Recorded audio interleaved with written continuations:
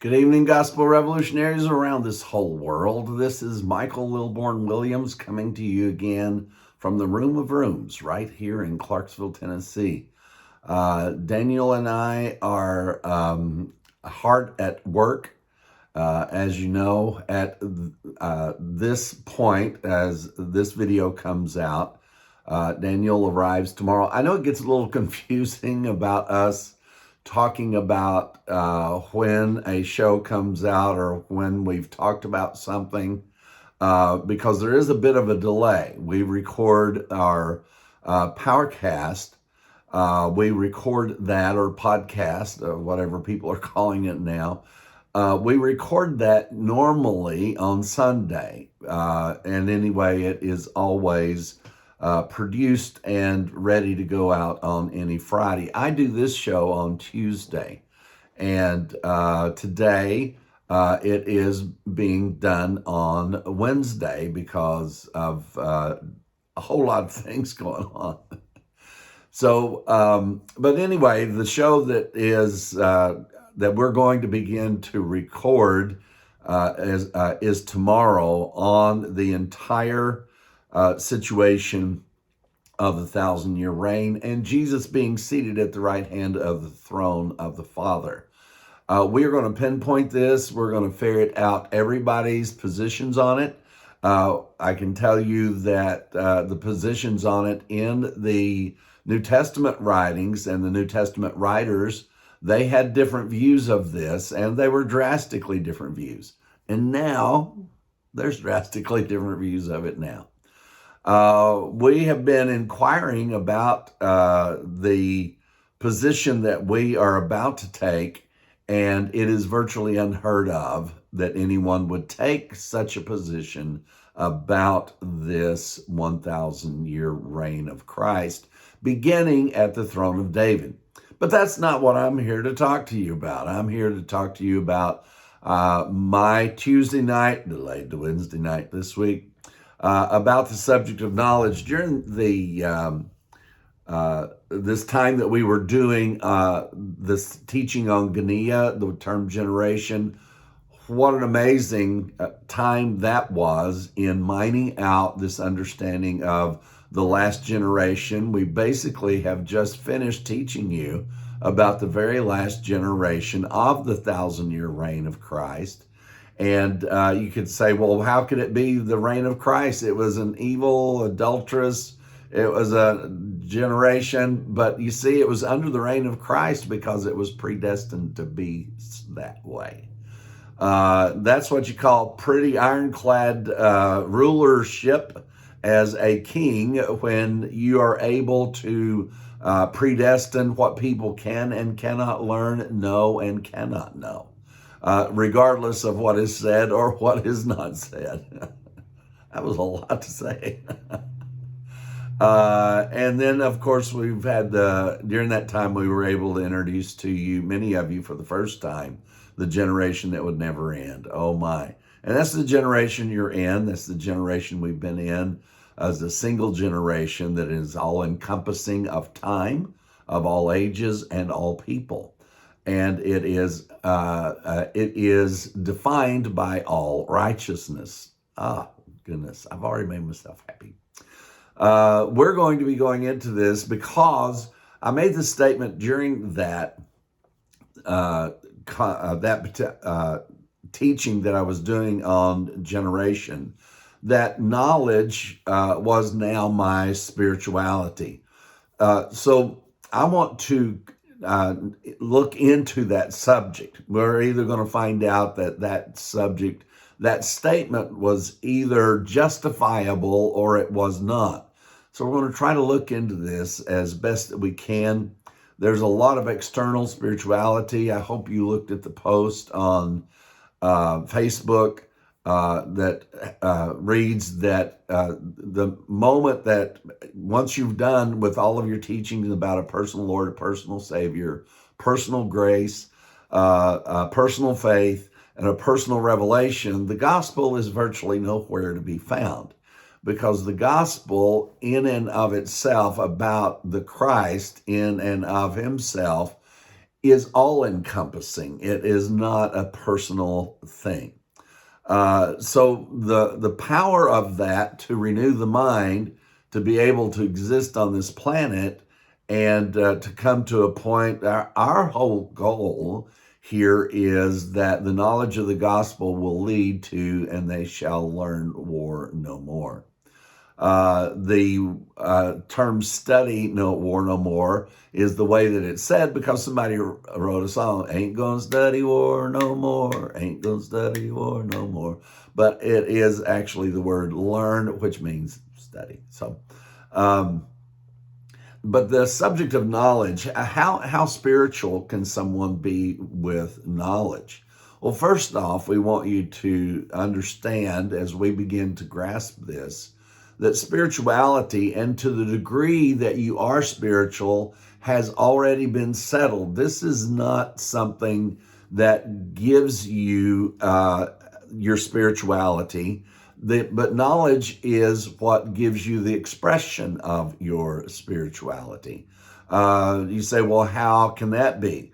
Well, if you are righteous and everyone else is righteous and holy, the knowledge of that can cause you to stop being judgmental. It can cause you to stop worrying. It can stop you from being self-righteous.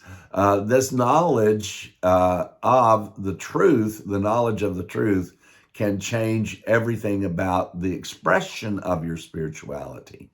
It cannot change your spirituality. Of course, Psalms chapter 1, verse 7. And this is a really good place to start with this, and for many reasons, but you will understand as we go. There's so much to cover in this. I don't know how long it's going to take us to do it. So we're going to start the series out on Proverbs chapter 1, verse 7. The fear of the Lord is the beginning of knowledge, but fools despise wisdom and instruction. So Proverbs chapter 1, verse 7 says the fear of the Lord, and that word fear means fear. That's what it means. I remember after I started learning the gospel of peace that God was indeed not angry anymore. It is very well validated and verified throughout the Hebrew scriptures that God was once angry, jealous, vengeful, wrathful.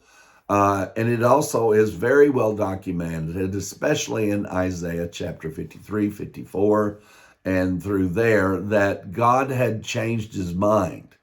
And we're not going to go through the change of mind verses again. We try to touch on it because it's so misguided so many people in its current state as it was translated. However, the fear of the Lord is the beginning of knowledge. So after I learned about the gospel of peace, I realized that yes, indeed, the fear of the Lord is the beginning of knowledge, but it's not the end. The end of knowledge is the knowledge of salvation, which is what we are going to be learning more about Paul's teaching on salvation. I can already tell you right up front that that Peter and the disciples viewed knowledge differently than what Paul did. Paul viewed knowledge in one particular way. I'm not going to go into it now because we'll take a session to do that. But for you researchers out there, go ahead and look up the terms knowledge in the New Testament and see what Paul's statements are as to what knowledge does or does not do, and look and see what especially Peter has to say, and James, about what knowledge does or can do in a person's life. It is a striking difference, and I'm sure most of you could find that difference very easily. I didn't know the difference was there at all until 3 days ago. I mean, I just had no clue. These are things that within Christianity, you just lump them all together because they're all scripture, and thanks for playing. But that's what you have to do in Christianity is lump all of these together and come up with some type of consensus between them. The truth and the knowledge of all things is not going to be found in the ability to mollify all of the teachings in the New Testament to agree with each other somehow or come up with a doctrine. I got a little bit interested about this issue. You know, we've got more than 45,000 denominations and growing. And so there's a lot of very interesting, because of AI now, your searchability has increased manyfold. So I went into one of the AI chat searches, and so I asked it, so if I had 10 dots, and that I took a line and drew between two dots, that as I draw between those 10 different dots, how many possible combinations is there with 10 dots? How many possible combinations are there of configurations out of that? And I can tell you it was 127, 200 and something, and 13 zeros that followed it. That's just from 10. So I backed it up a little bit. Let's try to get it into a reasonable position. And so I backed it up to 5. And so I asked it to generate for me, and it shows you how it does the calculation and everything. It doesn't just spit out the answers. And so I asked it to give me the understanding of, if I had 5 dots, how many different configurations could I come up with by drawing lines between those 5 dots? And we came up with, I think it was 127,000 altogether with 5 dots. So I then wanted to apply, to assign a dot a doctrine. So let's take the doctrine of baptisms, the doctrine of communion, all of these things that, and one thing that Daniel and I are going to do is take the 6 documents of doctrine that Apollos said we should leave behind, which are not left behind at all: faith toward God, baptisms, all of these things. I think there's 6 altogether, which, by the way, remember we researched long ago and found out that those were the doctrines of John the Baptist. And Apollos was a follower of John the Baptist. That's why he listed these 6 things that he said we need to leave these behind. Why? Because he had discovered Paul's teachings, which Paul taught that all of John the Baptist's teachings had been fulfilled. Folks, this knowledge, I was reading someplace in Proverbs, and he said, this knowledge is just too fantastic for me. And we really feel that we're in that situation, that the knowledge of these things is just way too fantastic. Nobody should be so privileged to know such wonderful things. But it is given to all of us to know these things. And there's a means by which we can know them. So 127. So you say, well, if you take 5 doctrines and you draw a line as to how one relates to the other, that means to me, with 5 different doctrines, you can come up with 127,000 denominations. Because how they relate that, do you know there's a completely different denomination because of baptizing in the name of the Father and the Son and the Holy Ghost, as opposed to doing the very same baptism in the name of Jesus only? And it goes on and on and on, from sprinkling to dunking, adult to baby, to on and on and on. So yes, these things can have that many variations. So the fact that there's only 45,000 denominations in the world is I've now become more shocked that there's only 45,000, 45 to 46,000 on the earth, because the possibility is there for there to be many, many more. These things are just so very interesting to me as people try to find the knowledge of the scriptures. Now, to find knowledge, you have to be ready to be proven wrong. Confirmation bias is the most deadly thing to any form of knowledge. I don't care if it's scientific knowledge about just basic physics, or if it is scientific knowledge about medicine or anything. If you start trying to prove your point, then you're in a disadvantaged situation as to being able to find the truth. And therefore, when you find truth, you get accurate knowledge. Knowledge comes from fact. Knowledge comes from truth, and truth is fact. And then the knowledge of that then qualifies as something that can be transformative. Even as Socrates said, now he was credited for saying this, but I found out that others actually had said it before him. They don't really know who to give the credit to. But in the Socratic method, or the issue of knowing with Socrates, is that nobody knows anything.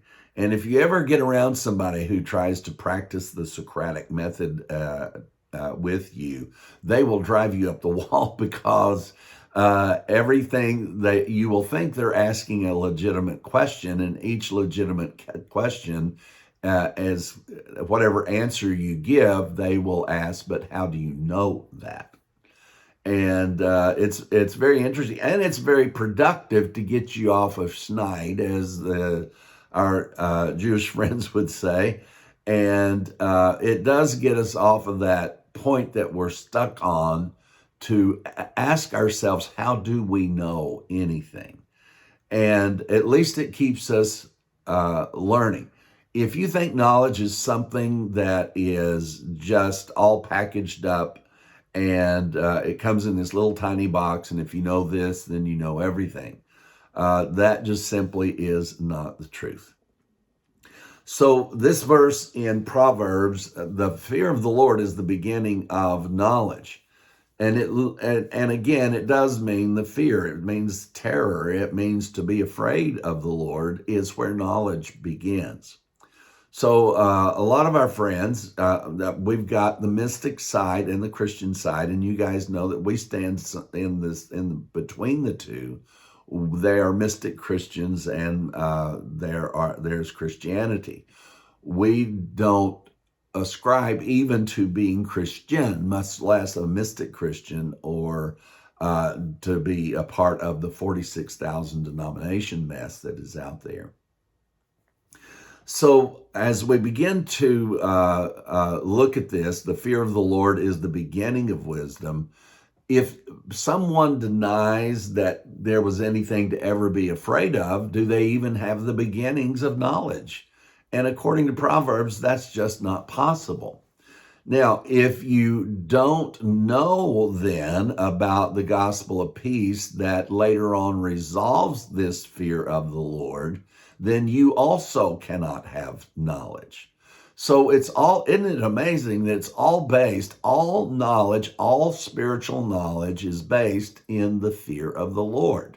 That's, when you, just right off the bat, it seems like such a strange thing to say, that the fear of the Lord is the beginning of knowledge. The fear of the Lord is the beginning of knowledge. And if you're going to have wisdom and understanding of anything, you must know the fear of the Lord first. You got to know it. So, but the reason knowledge is so elusive to our mystic friends is because they think that God was never angry.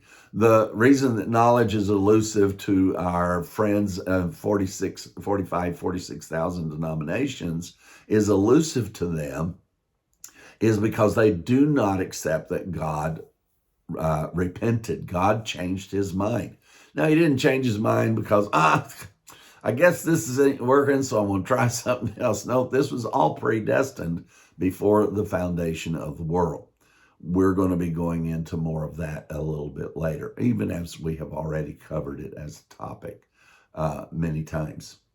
So the fear of the Lord is the beginning of knowledge. I know I've said that several times, but if it is the beginning, it's the beginning.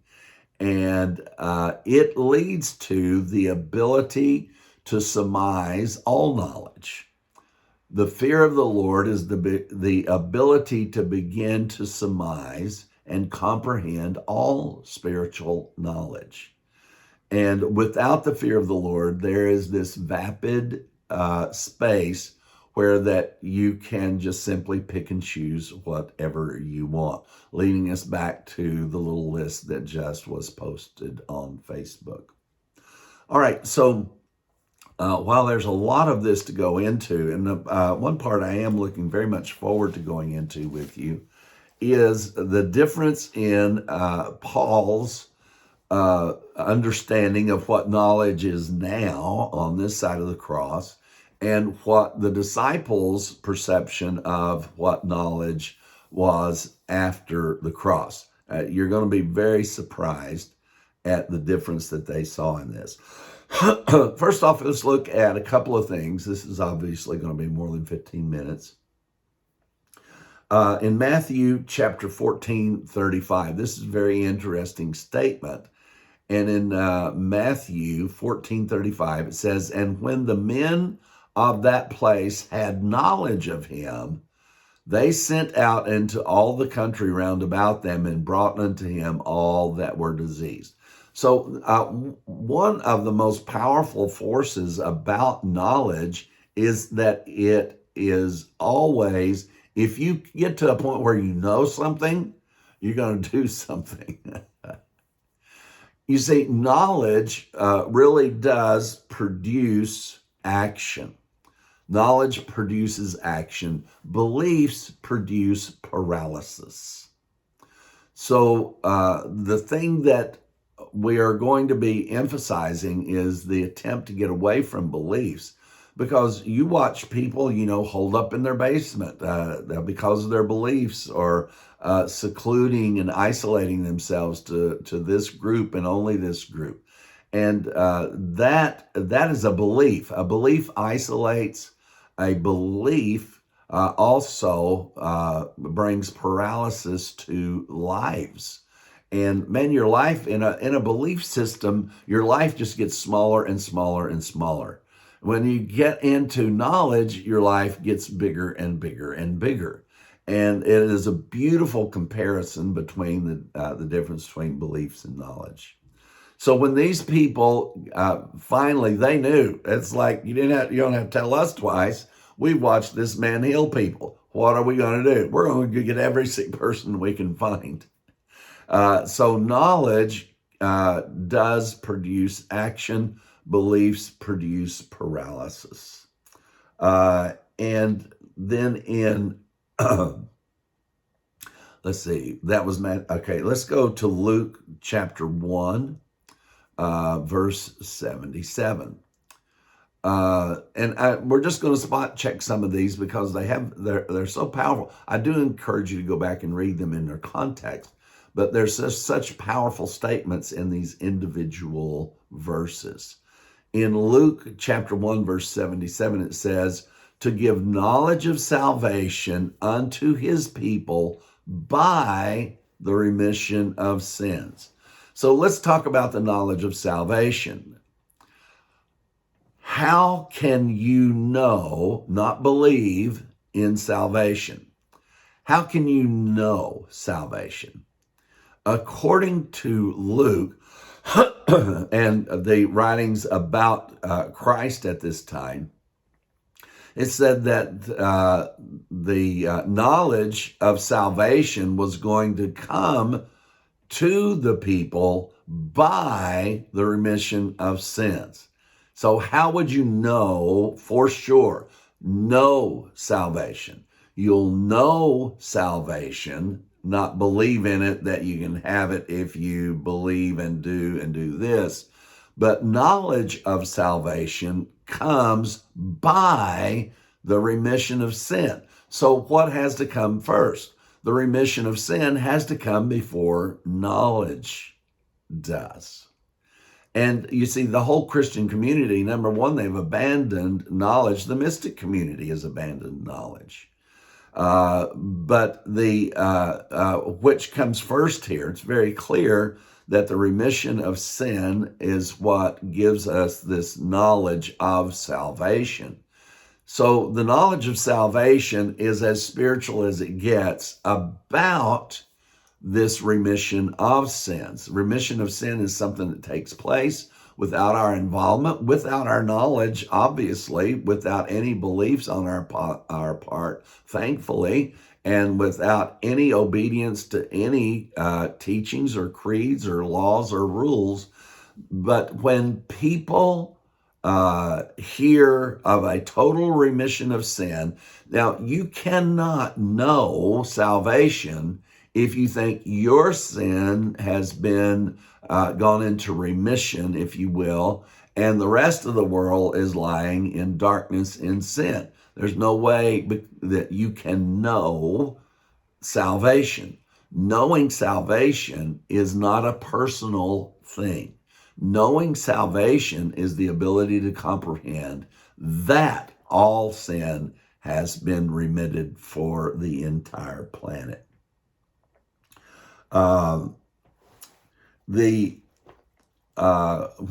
When knowledge produces no actions, it is a sure sign of a much deeper problem. So not every time does knowledge produce action. But you see, if knowledge doesn't produce action, there's something else wrong. There is something that internally that has to have a repair done to it. This paralysis, and usually it is some belief that we have that keeps knowledge from being productive. There's the knowledge of the law. There's two basic forms of knowledge, even as we've alluded to from this verse in Proverbs 1:7. There's the knowledge of the law, and there's also the knowledge of salvation. These are two things that are mentioned. And without the knowledge of the law is to understand sin. The knowledge of salvation is to understand remission of sin. You cannot understand remission of sin if you think sin never existed. You cannot understand salvation through the work of the cross unless you know that the law itself is what held this to the mind. That's the part that our mystic friends get all confused about because of the actual teachings about the consciousness of sin. But you can't get rid of the consciousness of sin until you know that sin itself is once there and now gone. If you think it was never there, there is no purging of the conscience of sin because that means it was never real in the first place. So the last one that we're going to touch on as we close out this 30-minute teaching again is 1 Corinthians chapter 15:34. Goodness, how many times have we gone back here? Awake to righteousness, and as Don Bartlett taught us out of this, awake to righteousness, don't awake to sin. For some have not the knowledge of God. I speak this to your shame. Now, we're not supposed to say that, but not because we're being critical. But Paul said it. He said, awake to righteousness and not sin, for some have not the knowledge of God. So now we're talking about God's knowledge about things, not our knowledge about things, but God's knowledge about things. See, God's knowledge about righteousness is that there is no such thing as sin anymore. God's knowledge about righteousness is that we were made righteous through the work of the cross. We were not imputed with righteousness as Abraham was, because Abraham's righteousness that was imputed to him because of the things he did and what he believed. The righteousness that we have passed that altogether, and we were made righteous at the same time that Jesus took on sin and took it to the grave and destroyed sin, and we all rose out of the grave together. I don't know how to give you better news. Stay tuned the next time on this series on the knowledge of God.